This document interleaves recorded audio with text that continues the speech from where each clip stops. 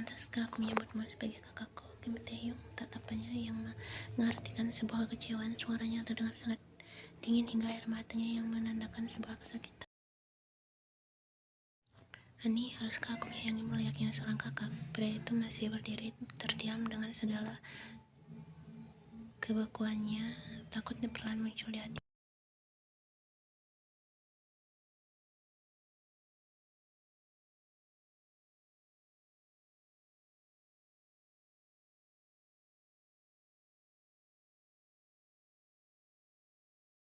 Theo tidak yakin, pria itu juga tidak percaya jika apa yang gadis di depannya ucapkan adalah suatu kebenaran yang akhirnya dia ketahui, atau mungkin dia sudah mengingat semuanya. Bibir pria itu bergetar dengan jelas seperti ingin mengucapkan sesuatu, tapi rasanya bibirnya sangat keluh.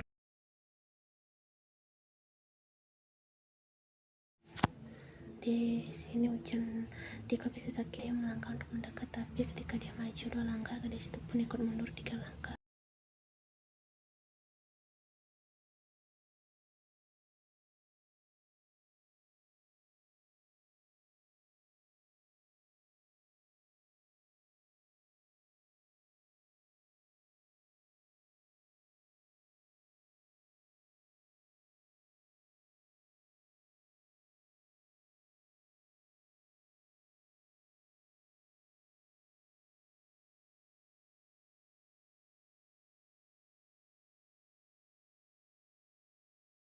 Theo tak peduli dengan tangan bergetar dan sedikit gerakan terburu-buru. Theo melepaskan mental hitamnya. Pria itu mencoba untuk memasangkan mental yang sudah basah itu ke tubuhnya, tetapi lagi-lagi gadis itu menolak. Dia membuang mental itu ke tanah tanpa perasaan. Jangan mencoba baik di hadapanku, bentak gadis itu dengan desakan tangisnya yang mulai pecah. Ayo kita masuk, wajahmu sudah pucat, kau harus tidur. Theo berujung teramat lembut dan matanya yang bergetar ketakutan.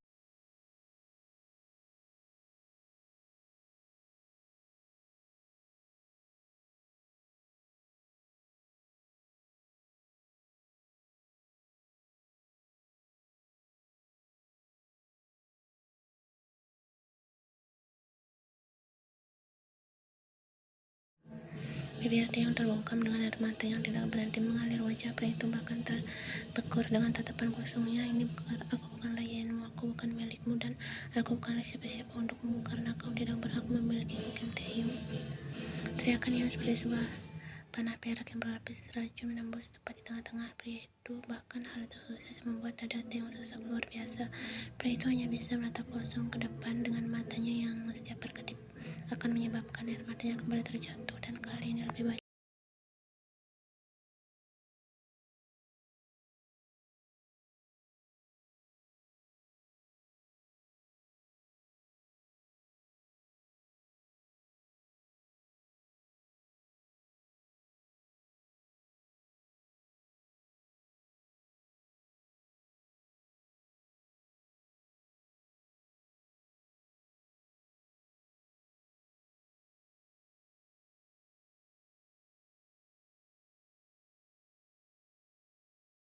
Aku tahu semua sandiwaramu. Kau mengambil sesuatu yang bukanlah hakmu. Kau membuatku seperti orang bodoh yang selalu tunduk di bawah kakimu. Kau mempermainkanku layaknya aku adalah sebuah boneka yang akan kau mainkan di saat kau butuh.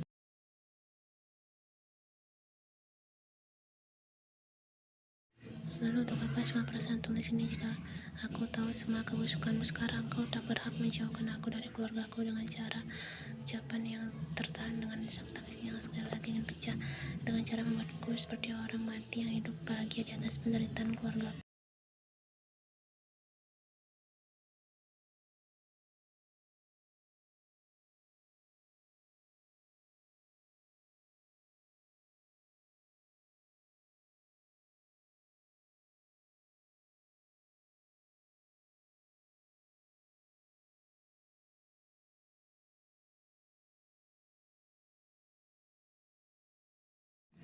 Kini aku tahu kenapa kau menyuruhku untuk tidak mencintaimu, karena sampai kapanpun kita tidak akan bisa bersama.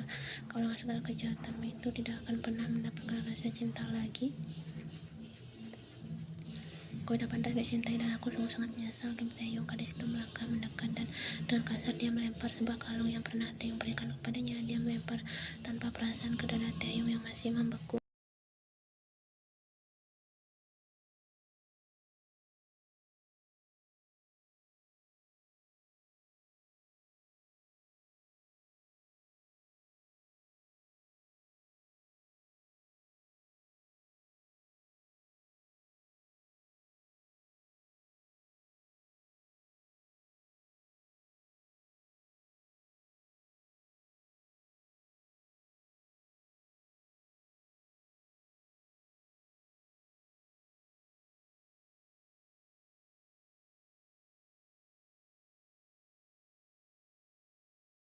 Pria itu menangis terisak saat menyedihkan dengan ucapan dirinya sama sekali tak akan didengar oleh gadis yang kini sudah pergi menjauh. Sekali lagi Kim Tae-hyung merasakan kehilangan untuk kesekian kalinya.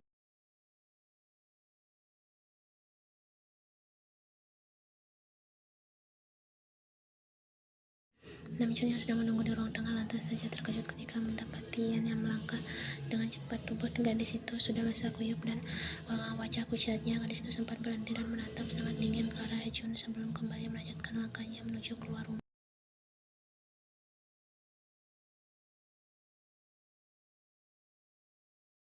Jun mulai berpikir yang tidak pria itu lantas saja berdiri dan baru saja ingin menyusul Yan. Suara panik seorang maid mampu menghentikannya. Tuan Kim menangis di halaman belakang.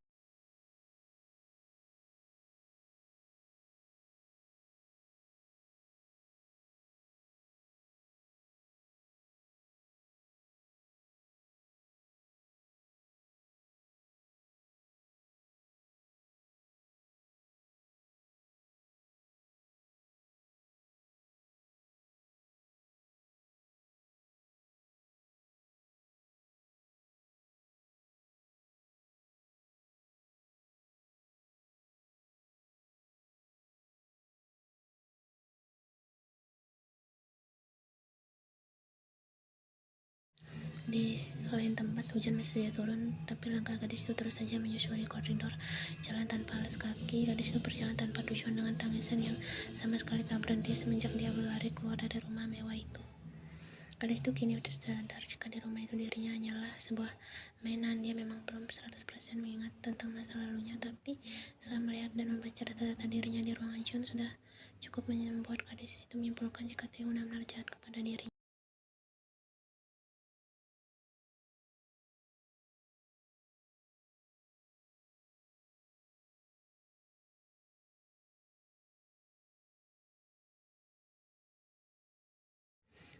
Ya, Yan tahu jika ternyata Mingyu adalah kekasihnya setelah dia memastikan sebuah mimpi yang dia rasakan tiap malam dan berkas-berkas Mingyu di dalam ruangan Jun. Langkah gadis itu berhenti bersamaan ketika matanya melihat seseorang yang berdiri beberapa meter di depannya. Pria itu adalah Kim Min Gyo, pria yang kini menatapnya dengan senyuman hangatnya. Pria yang berlindung di sebuah payung itu adalah kekasihnya.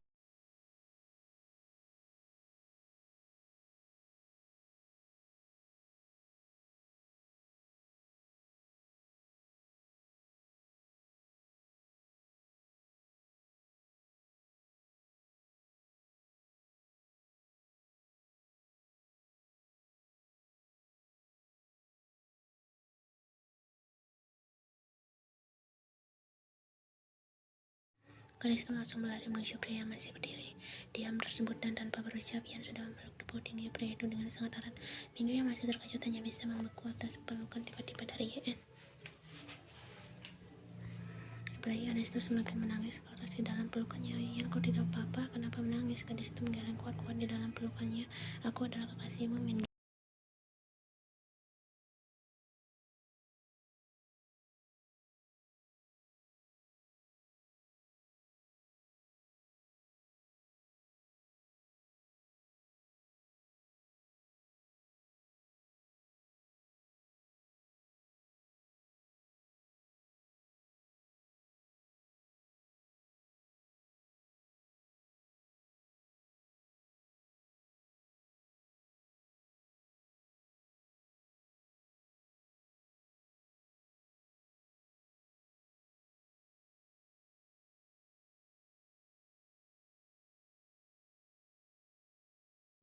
Terima kasih Tuhan, ujar Min lirih. Maafkan aku sungguh minta maaf. Tidak, cukup kau kembali ke sisiku. Aku sudah sangat bersyukur, aku mencintaimu.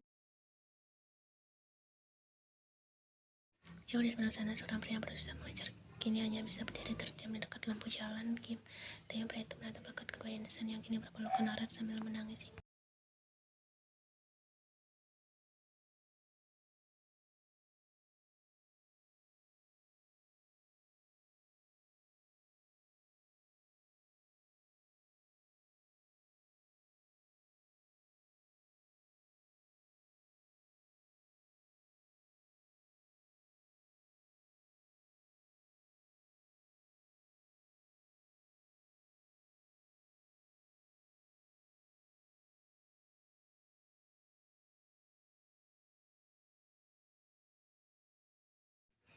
Kenapa hal itu hanya menyakitiku, membuatku menangis hanya karena jatuh cinta. Air mata itu terjatuh, senyumku menghilang karena kau pernah tinggal di hatiku dan aku menyebutnya cinta. Dan sekarang kau meninggalkanku. Hujan pun akhirnya turun. Aku heran bagaimana langit tahu apa yang aku rasakan. Aku melindungi hatiku dengan mencoba tersenyum menerima segalanya, walaupun aku tahu itu hanyalah pura-pura.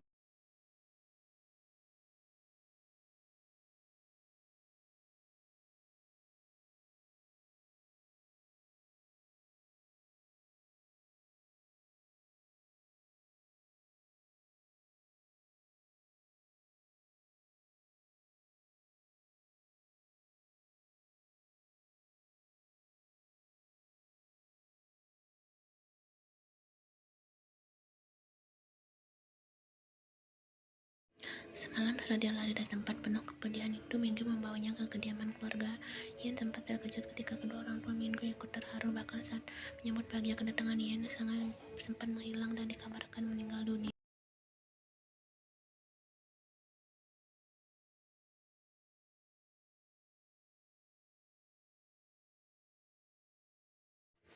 Ian menoleh ketika panggilan lembut itu mengalun dari pintu kamar yang terbuka. Di sana ada Minggu yang membawa senapan roti panggang serta segelas susu, dan entah mengapa hal itu justru tanpa mengiris hatinya yang masih terluka.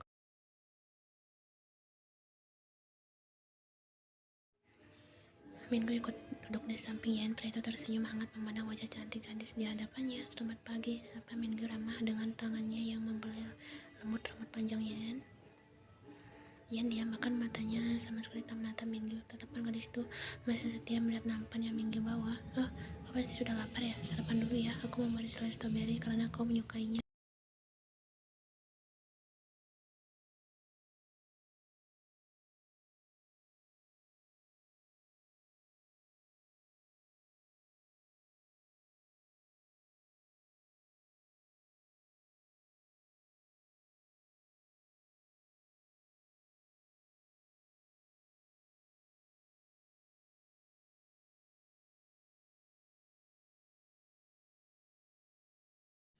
Minggu dengan cepat menaruh nampan itu di atas kasur. Pria itu menatap khawatir kekasihnya yang masih menangis terisak dengan kedua tangannya menutupi wajah basahnya. Ian, kenapa menangis? Minggu dengan lembut mengelus.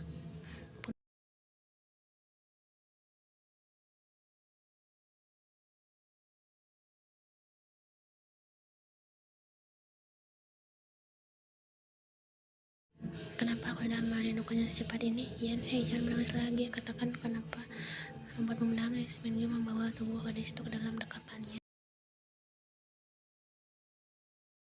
Aku membencinya, lirik yang di dalam desakannya, tapi aku merindukannya. Minggu diam dalam sekelumit pikirannya, akhirnya tertuju ke satu sosok. Sudah, jangan menangis lagi, semuanya akan baik-baik saja. Sekarang kau sudah kembali.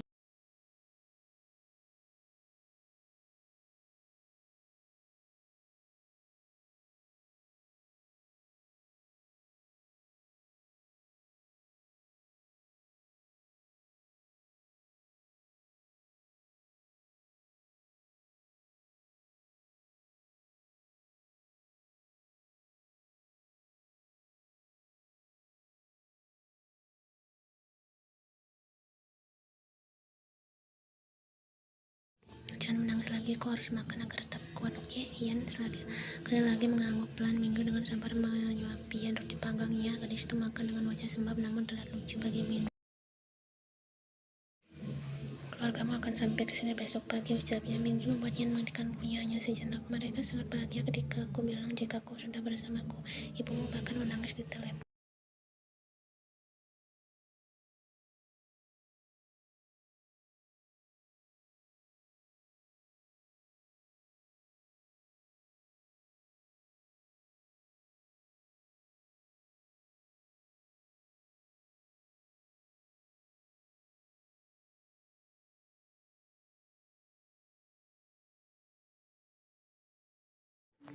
Iya, sama-sama. Sekarang habiskan dulu kunyahanmu. Ia tersenyum ketika sadar jika pipinya masih mengembul penuh makanan.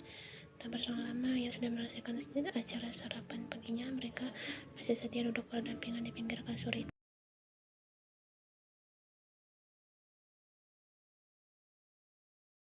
Iya, sama-sama. Sekarang habiskan dulu kunyahanmu. Ia tersenyum ketika sadar jika pipinya masih mengembul penuh makanan. Tak berselang lama, ia sudah menyelesaikan acara sarapan paginya. Mereka masih setia duduk berdampingan di pinggir kasur itu.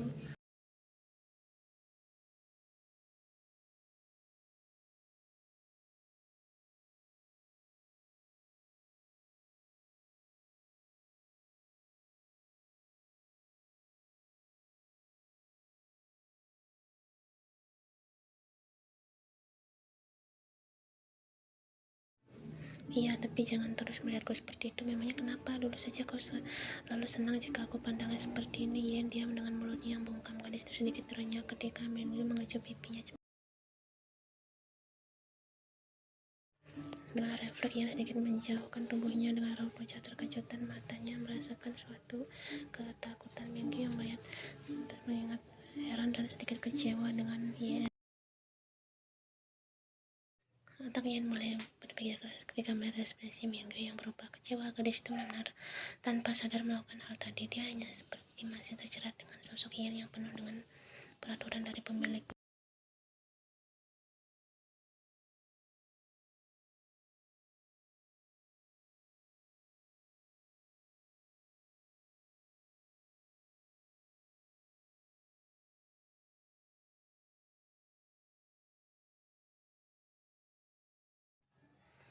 Maaf, kau tidak salah. Aku yang minta maaf karena dengan lancar menciummu tanpa sadar jika keadaanmu masih dalam tahap beradaptasi. Yen hanya bisa menunda.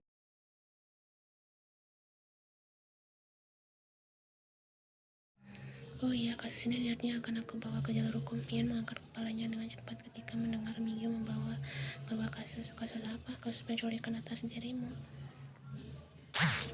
Aku tidak merasa diculik, ujar yang lirih. Minggu menghela nafasnya pelan. Rencana kematian atau keculikanmu sudah sangat terlaluan. Terlihat mereka juga menyekapmu dalam rumah mereka.